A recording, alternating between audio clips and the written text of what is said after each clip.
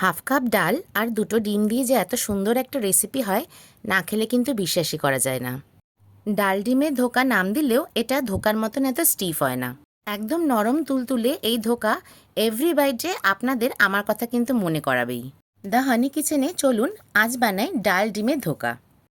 Half cup খেসারির ডাল নিয়েছি, আপনারা ইচ্ছা করলে এখানে মটর ডালও নিতে পারেন, বাট খেসারির ডালে টেস্টটা কিন্তু খুব ভালো আসবে। খুব ভালো করে 2 থেকে 3 বার ধুয়ে 1 থেকে 2 ঘন্টা মতন জলে ভিজিয়ে রাখবেন। 1 থেকে 2 ঘন্টা ভেজাবার পর এটাকে একদম একটা ফাইন পেস্ট করে নিতে হবে। আমি একদম একটা ফাইন পেস্ট করে নিয়েছি। এখন এটার ভেতরে কিছু জিনিস পড়বে। একটা মিডিয়াম সাইজের পেঁয়াজ কুচি দিলাম, কাঁচা লঙ্কা কুচি, এটা সম্পূর্ণ আপনাদের স্বাদ অনুযায়ী বাড়াবেন বা কমাবেন।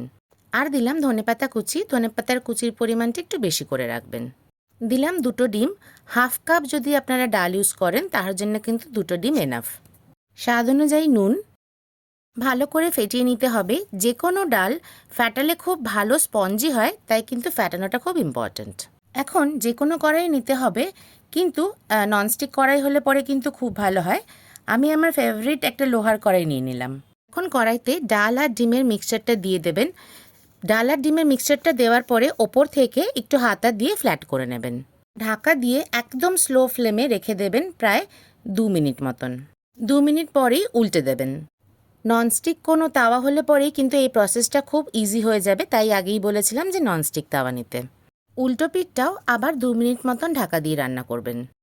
2 মিনিট পর কড়া থেকে তুলে নিলাম।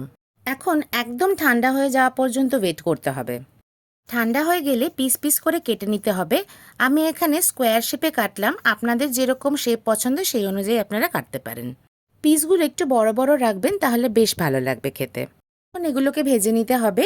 সবগুলো ভেজে নিয়ে আমরা নেক্সট স্টেপে যাব। আমি এখানে রিফাইন অয়েল ইউজ করলাম, আপনারা ইচ্ছা করলে পরে সর্ষের তেলও ইউজ করতে পারেন। তেজপাতা আর জিরে ফোড়ন দিলাম, অল্প ক্র্যাক হওয়া পর্যন্ত অপেক্ষা করবেন। দিলাম পেঁয়াজ কুচি, আমি এখানে একটা মিডিয়াম সাইজের পেঁয়াজ কুচি করে নিয়েছি। পেঁয়াজটা হালকা ট্রান্সলুসেন্ট হলেই দিয়ে দেব আদা বাটা আর রসুন বাটা, লঙ্কা বাটা স্বাদ অনুযায়ী, হলুদ, ধনের গুঁড়ো, জিরের গুঁড়ো, সামান্য নেড়েচেড়েই দিয়ে দিলাম নুন। যেহেতু গুঁড়ো মশলা দিয়েছি তাই দিলাম সামান্য জল, যাতে মশলাটা পুড়ে না যায়।